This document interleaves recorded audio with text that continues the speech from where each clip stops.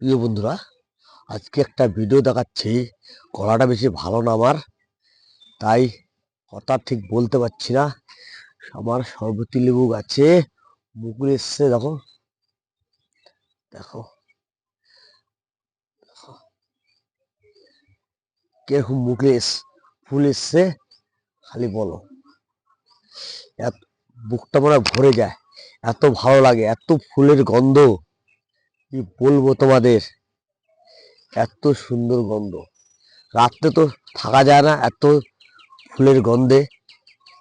এত সুন্দর গন্ধ দেখো, মানে একটা গাছে মিনিমাম দু হাজার থেকে 3,000 ফুল এসছে একটা গাছে। দেখো কিরকম ফুল এসছে। শোনো, এইটাই যে আমাদের আনন্দ, একটা গাছ লাগিয়ে ফল ফল দেবে, এটাই আমার আনন্দ। দেখো কিরকম ফল এসছে, খালি দেখো তোমরা।